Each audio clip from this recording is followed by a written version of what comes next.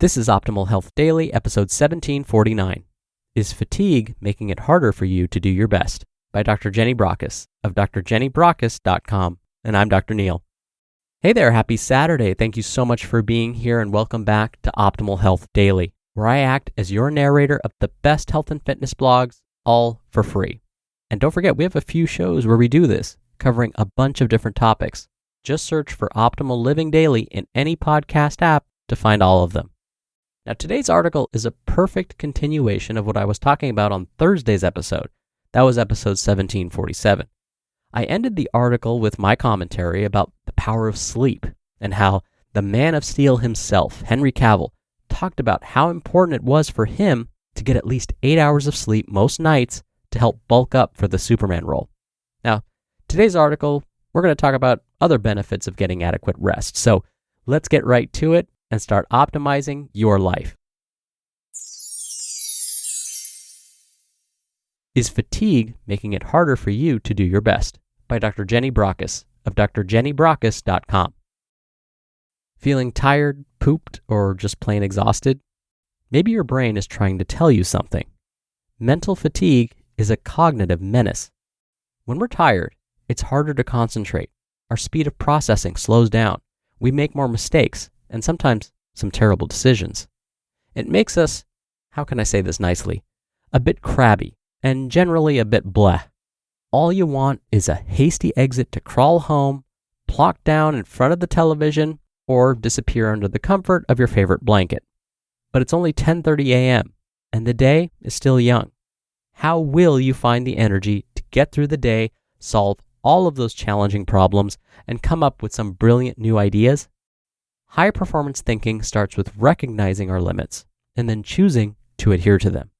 The problem is, we've gotten used to attacking each day at full speed, thinking that this is the only way we can create a reasonable inroad into everything that has to be done. It's time to press pause and look where we are headed. Fatigue and cognitive health. When yet another senior executive or politician tenders their unexpected resignation citing personal reasons or wanting to spend more time with the family, it's often an indicator that those limits were broached and that the choice was made to keep on keeping on long after the closed sign was hung up on the cognition door. Positions of leadership place an additional burden of expectation, which can be self-inflicted because you want to do whatever it takes to succeed. Sometimes others who see your potential and capabilities will demand their pound of flesh to ensure you deliver. Open all hours is a concept best kept for convenience stores and gas stations. Working with the brain in mind goes back to the basics of ensuring the hardware in our skull is set up for optimal health and fitness through engaging in those lifestyle choices like healthy nutrition, sufficient physical activity, quality uninterrupted sleep, and time out to relax and recuperate. While physical and mental health matter, adding in cognitive health completes the triumvirate for complete well-being and enhanced performance. How to prevent mental fatigue. Mental fatigue sets in when we adopt poor thinking or working practices that might suffice in an emergency, but are not sustainable in the longer term. In the working environment, it's important to recognize our limits at the individual and collective level.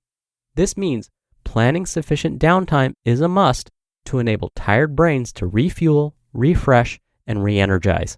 It's about taking some brain breaks during the day, time out to uncouple from our focus and give the mighty subconscious the time it deserves to allow our imaginations to soar, come up with new insights, and reboot our conscious thinking systems.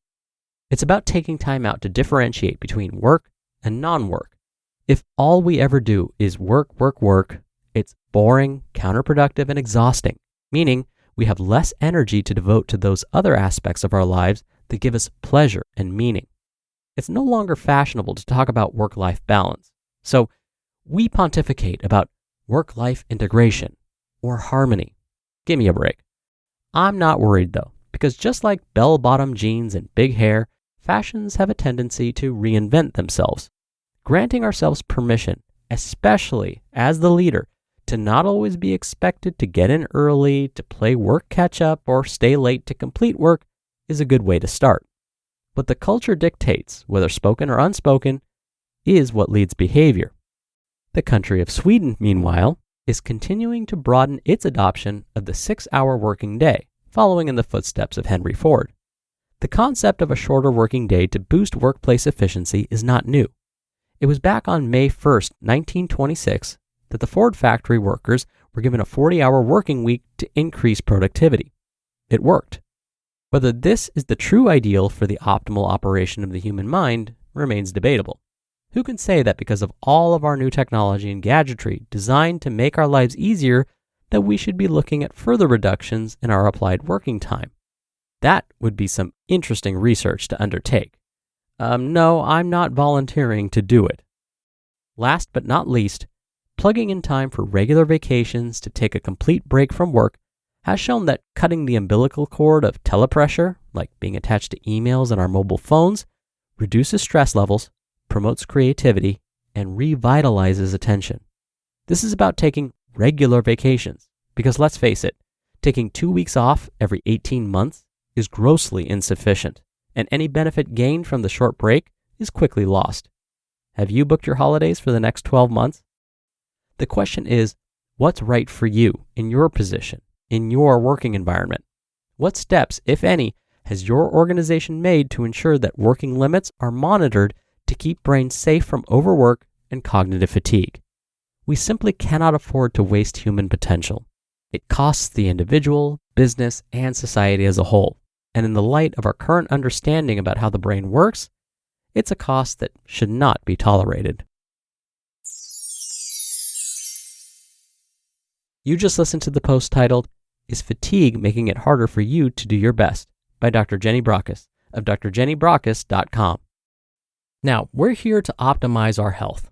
Listening to these articles is important, but getting personalized help can be a game changer.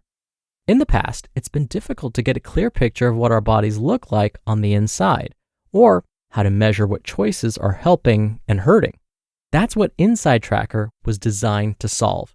Inside Tracker was founded in 2009 by leading scientists in aging, genetics, and biometrics from MIT, Tufts, and Harvard. Using their patented algorithm, Inside Tracker analyzes your body's data to provide you with a clear picture of what's going on inside you and to offer you science-backed recommendations for positive diet and lifestyle changes. Then, Inside Tracker tracks your progress every day to help you reach your performance goals and live a longer, healthier life.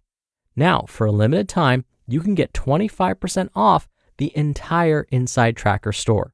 Go to insidetracker.com/OHD to get your discount code and to start using Inside Tracker today.